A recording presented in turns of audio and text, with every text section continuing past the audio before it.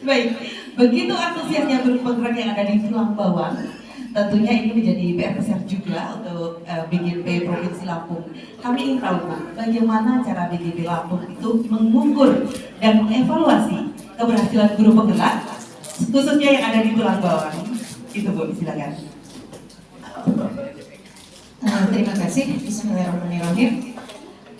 Kalau kita melihat bagaimana BGP menilai atau melihat keberhasilan dari guru penggerak, itu yang kalau dilihat yang pertama, poin pertama dari pelaksanaan. Dari pelaksanaan ini BGP ingin semua CGP itu menjadi GP 100%. Maka tadi kita sempat ngobrol bagaimana ada waktu itu ada permasalahan yang nyaris tidak lolos. Kami juga ikut berjuang, BGP berjuang, karena BGP mewakili dari Provinsi Lampung, kita jangan sampai ada yang tidak lolos. Itu salah satunya keberhasilan yang diukur dari pelaksanaan adalah 100% lulus. Yang kedua, ketika di proses pelaksanaan, keberhasilan kami adalah bagaimana kepuasan pelanggan, kepuasan Bapak Ibu ketika mengikuti pelatihan.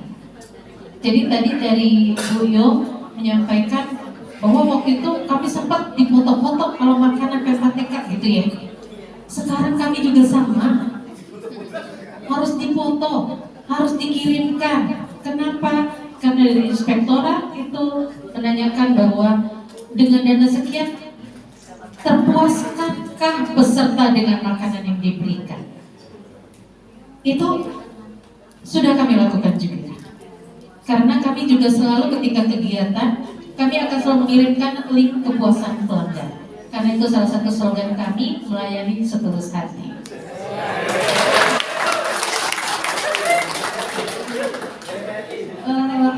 RRI ya. Yang berikutnya mengenai indikator keberhasilan kepada, enakan saya manggil teman-teman ya, teman-teman guru penggerak yang sudah berhasil. Indikatornya yang pastinya kami akan melihat apa sih dampaknya guru penggerak ini. Pengennya jadi kepala sekolah dengan kepala sekolah gitu ya. Sebetulnya saya sudah menyiapkan data-data. Kalau tulang bawang berapa, yang sudah jadi KSPS berapa, itu sudah kami siapkan. Karena awalnya Ibu Kepala itu sekaligus saya mohon maaf menyampaikan permintaan maaf dari Ibu Kepala BGP Lampung. Karena tadinya awalnya beliau yang mau hadir. Saya sudah siapkan bahan, ternyata beliau harus ke Surabaya dan saya yang disuruh mewakili beliau. Mohon maaf sekali lagi dan salam dari Ibu Kepala kami untuk teman-teman semua di sini. Berikutnya tadi kita melihat dampaknya. Sudah seberapa jauhkah guru penggerak ini dimanfaatkan, diberdayakan, bukan diperdayakan ya, diberdayakan oleh dinas di kabupaten setempat.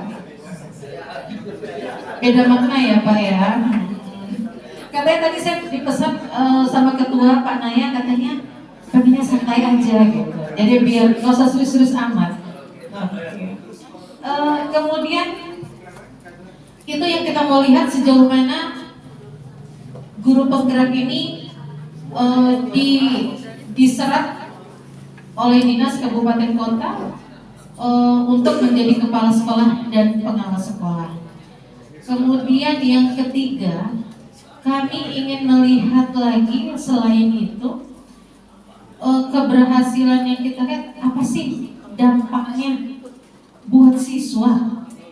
Karena kembali lagi apapun yang dilakukan oleh guru penggerak, sekolah penggerak, dan kami ada yang namanya PKB, itu kembali lagi intinya bagaimana dampaknya buat siswa.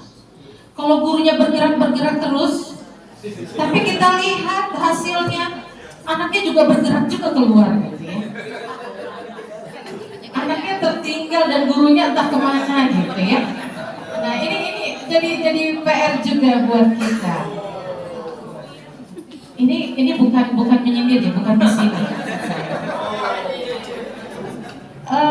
Jadi saya teringat ketika 3 hari yang lalu saya juga mewakili Ibu Kepala untuk rapat persiapan akreditasi di BAN PDM. Jadi di situ dipaparkanlah hasil akreditasi seprovinsi Lampung. Kesimpulannya, ternyata yang pertama peningkatan kualitas guru ya, kalau nggak salah. Yang pertama kualitas guru itu yang paling terendah. Itu yang paling terendah. Yang kedua ada 4. Saya ingatnya yang pertama dan yang terakhir. Yang tengah-tengah saya lupa. Ada 4 poinnya kalau nggak salah di akreditasi. Nah yang terakhir itu adalah kelulusan. Kok bisa ya gurunya rendah tapi lulusannya tinggi? Ini kan menjadi anomali ya, masih menjadi pertanyaan di kita. Ini kenapa? Apakah siswanya banyak bimbel? Apakah siswanya lebih banyak belajar di luar dibanding di sekolah? Karena kita lihat dari hasil akreditasi ini ya, itu untuk gurunya, kompetensi gurunya itu paling rendah dan kelulusan siswanya paling tinggi. Kesimpulannya rendah aja bisa tinggi, apalagi kalau tinggi gitu ya. Jadi ketika di rapat tersebut saya menyampaikan bahwa program ini dari pemerintah pusat masih dalam proses, tidak bisa simsalabim. Mungkin kita bisa dapatkan tadi dengan proses yang masih panjang. Mungkin hari ini guru-guru penggerak hari ini nanti akan bisa terasa dirasakan 4-5 tahun ke depan, gitu ya. Berikutnya lagi dampaknya kita lihat yang bisa terukur adalah rapot sekolah. Setiap tahun itu akan dilihat rapot sekolah itu seperti apa, adakah kenaikannya. Dan di situ ada pertanyaan kan guru penggeraknya, jumlah guru penggerak yang ada di sekolah itu ada tidak di ANBK, ada tidak di rapotnya? Ada. Kemudian itu yang akan kita lihat. Kemudian akreditasi juga akan menjadi bahan pertimbangan kami. Bagaimana perubahan yang terjadi di sekolah itu. Karena harapannya guru penggerak itu bukan hanya di luar, tapi dia juga menjadi agen perubahan di sekolahnya. Kemudian yang paling terutama karena melihat dampak pada hasil belajar siswa, itu juga yang akan kita lihat. Mungkin itu saja untuk pertanyaan pertama. Waktu ya, silakan.